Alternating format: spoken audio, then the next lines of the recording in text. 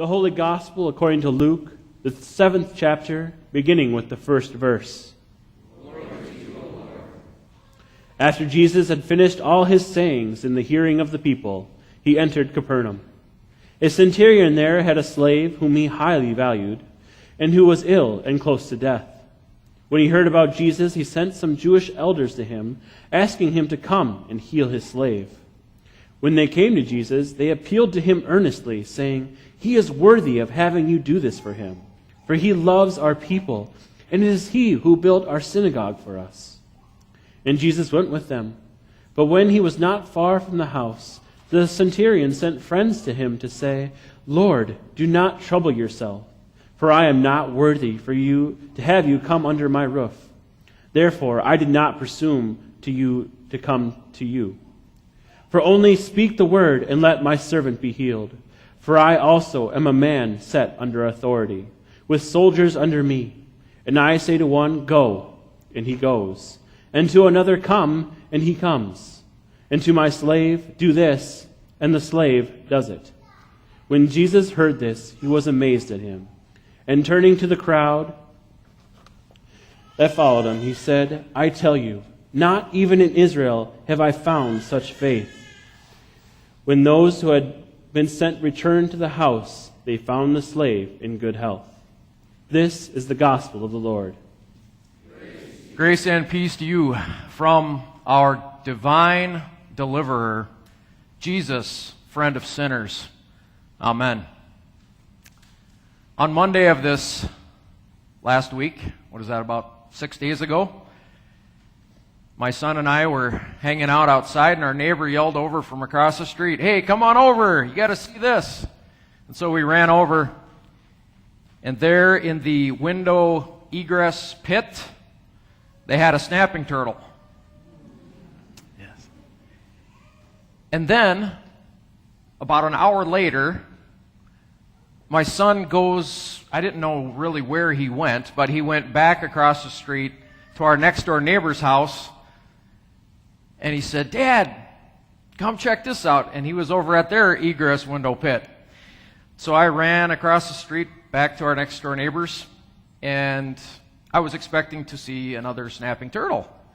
And I made my way over to this pit, and there was this little tiny baby bunny, just the cutest little bunny. And so this was what all happened on Monday of this last week. It was a story of the pit. Sort of a tortoise and hare story. Yeah.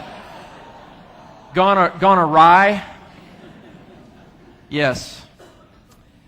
So either fast or slow, however they got there.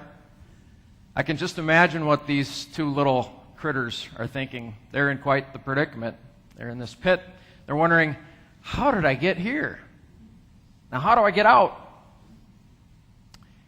And there in the pit, they're wondering, there's these three walls. There's this one, and this one right behind me. And then, as I look at that window, when I move, I can kind of see myself. And that's about the only thing I see. It's kind of a mirror. So there they are in this pit. And the turtle, I can just see that snapping turtle thinking, if anybody comes near me, I'm going to hide in my shell like this. And then if they get really close to me, I'm just going to snap out and bite them. And then also I think of that bunny who was tucked way, way in the corner. Sweet little bunny saying, "Please do not hurt me. Just don't come near me. Please just leave me alone. I want to be here, safe, in the corner." This is what I was just imagining these two critters might be thinking there, where they're afraid. They're in a place that's kind of scary, unfamiliar to them. This is the same sort of place the psalmist is crying out from today. I'm preaching on the psalm because I don't know about you guys, but I couldn't make sense of today's gospel. I just got to throw that out there. So I'm preaching on Psalm 95, 96, and 130. The psalmist is crying out from a place of anger, alienation, frustration, a place where all he knows how to do is cry out with his anger.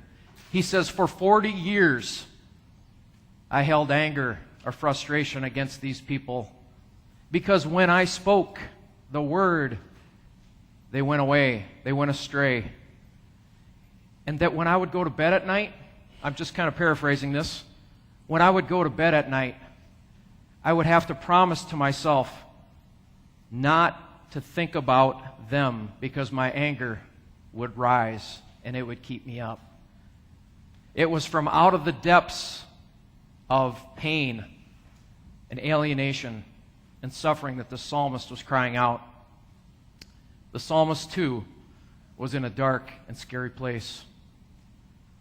On this Memorial Day weekend, I'm reminded of another sort of pit, and that pit is the foxhole. And when I think of the foxhole, I think of a war hero here at Trinity. Longtime Trinity member, just passed away last year. His name is Don Peterson. He served in Korea. And if you ever want to read the story about, I really encourage you to read the story of Don Peterson's time there in Korea. A story of incredible heroic effort, duty, and honor. And so there in the foxhole, Don was. The story I'm not going to go into detail, but what I want to tell you is that the foxhole is a paradox of American freedom. It's not like a pit. It is so different. It's a paradox, because there in the foxhole, Don was. And he was there not for his own freedom, but so he could defend ours.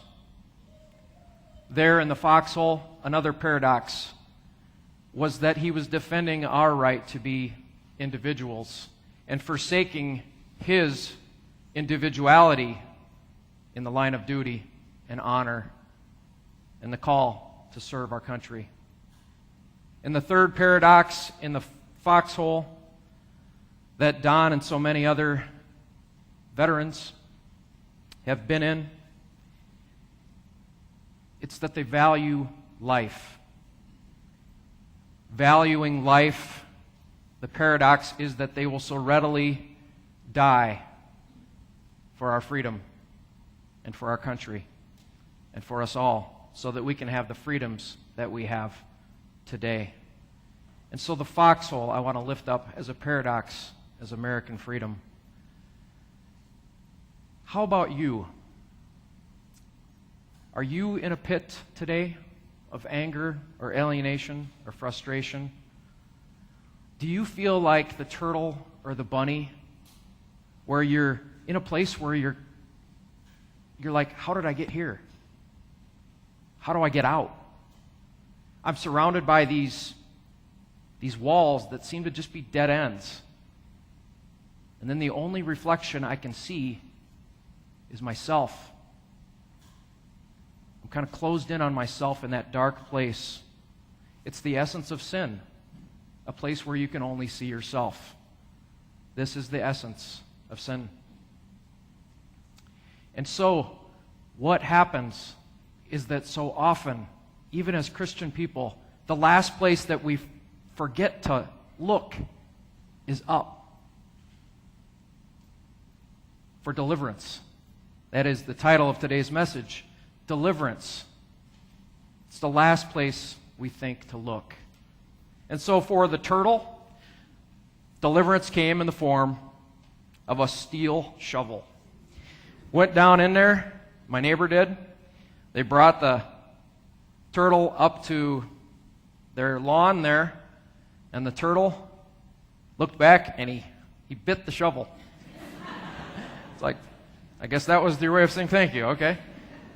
And for the bunny, who was there in the corner, my son took a stick and just kind of prodded the butt of the bunny And I had a rubberized fishing net, and it took a while, but the bunny just jumped right in, and I put it right out there on the lawn, and when we set it free, the bunny didn't move. It's like, I have freedom. I don't know what to do with it. I'm just going to stay here. I hope you don't see me. Please don't hurt me. Please don't hurt me. Please don't hurt me. We're like, go, bunny, go, go. And it was wonderful. He just hopped, and it was good.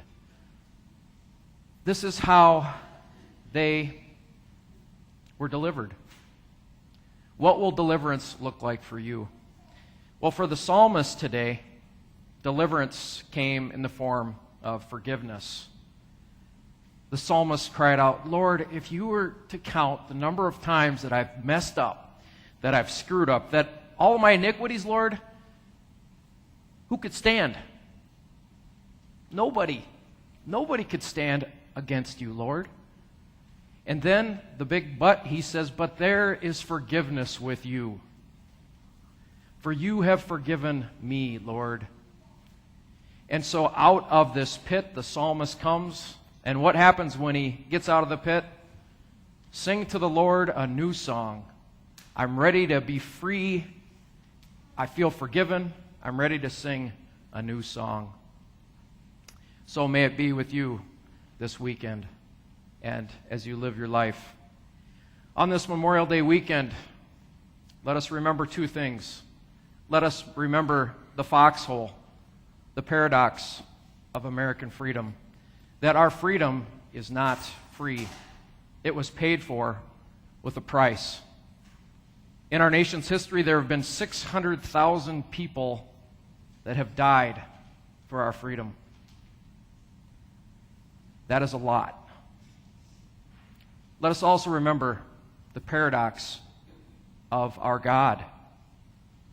Our God who is mighty and omniscient and divine, who ordered the heavens and the earth, the great cosmos, big and mighty. But then the paradox is that also our God hears the cry of the meek, of the tiny little baby bunny in fear in the pit, or that angry person in the pit who just snaps and wants to hide in the shell. Our God hears the cry of the meek. And so he sent Jesus, friend of sinners, to be with us in the pit so that he would raise us to new life, forgiveness, and putting a new song in our hearts so that all of us may sing a new song unto the Lord. Amen.